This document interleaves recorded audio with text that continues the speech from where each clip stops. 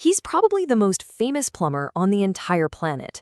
But the story of how Mario became the Italian-American icon we all know and love is packed with surprising twists and turns that actually start on the other side of the world. Okay, so let's get right into it. How in the world did a character created in Kyoto, Japan, end up as the globe's most famous Italian-American? That's the big question we're diving into. And the answer? Well, it tells us a whole lot about how pop culture actually gets made. All right, to get to the bottom of this, we've got to go way back. Not to Brooklyn, but to Kyoto, Japan in the early 1980s.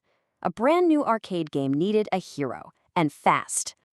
I mean, just look at this timeline for a second. It's wild. In just 4 years, he goes from this generic little sprite named Jumpman to a full-blown global superstar. This kind of meteoric rise wasn't just about good game design.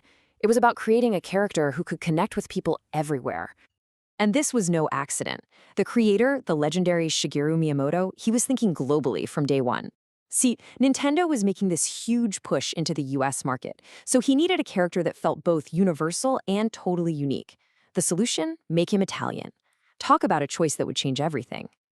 But you gotta ask, why Italian? Well, you have to look at it from a Japanese perspective back in the 80s.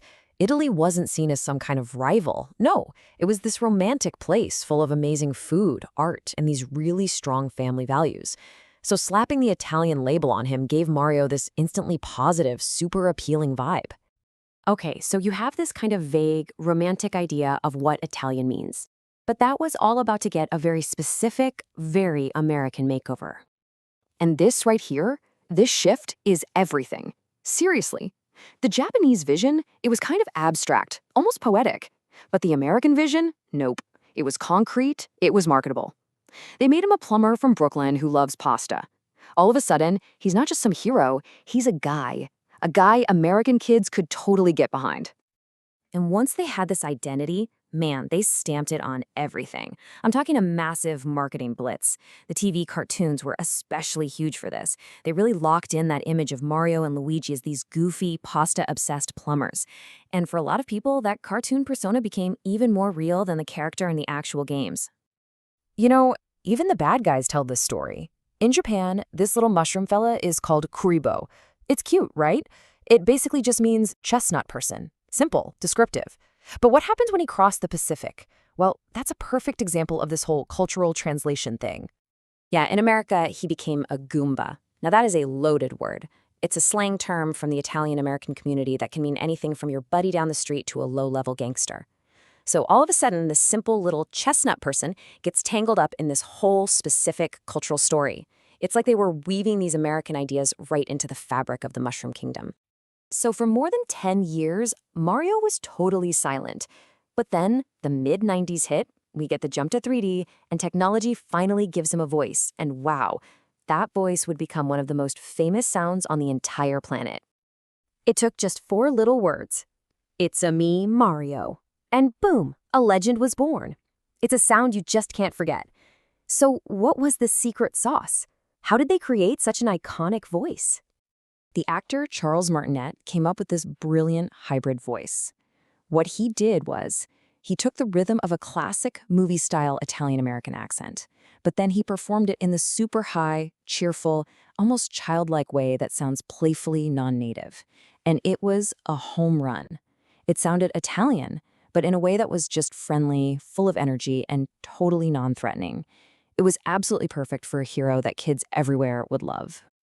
Now, this whole process of creating a simplified, ethnic character, it's not unique to Mario at all. In fact, academics have actually come up with a specific framework to understand exactly how this stuff works. A professor, Marco Benoit Carbone, he calls this olive face. And when you think about it, it makes perfect sense.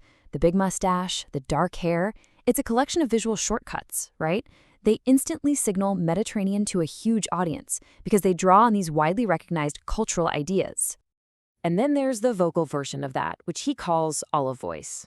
And that is exactly what Charles Martinet did so brilliantly. He used a kind of vocal shorthand, a mix of cliches and character types you'd hear in the movies, to create a performance that everyone, and I mean everyone, would instantly recognize as Italian. Look, at the end of the day, these terms aren't meant to be judgmental. They're analytical tools. They help us see how these massive cultural industries can take a really complex identity, simplify it, and then package it up for a global audience. And honestly, Mario might just be the most successful example of this in history. So here we are, 40 years later. How in the world does Nintendo keep this guy so relevant? Well, the answer is a masterful balancing act. It's like his Italianness is a dial that Nintendo can just turn up or down whenever they want. Think about it. In Mario Kart, he's just a racer, but in other games, he's shouting "Mamma Mia" and talking about pasta. This flexibility is absolutely key. He's specific enough to be charming, but he's also universal enough to be the hero in pretty much any setting you can dream up. So, what's the real secret to his 40-year reign?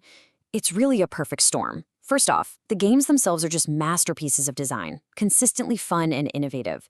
But it's also about that powerful nostalgia so many of us feel, and the pure escapism of his worlds. I mean, who doesn't love the idea of just running, jumping, and flying? And finally, it's that carefully crafted persona, built on all the most positive stereotypes. He's cheerful, he's loyal, and he's just endlessly lovable. When you really break it down, Mario's story isn't just about a video game.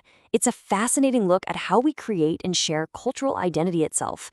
It shows us how a character born in one country can be adopted, totally redefined by another, and end up becoming a hero for the entire world.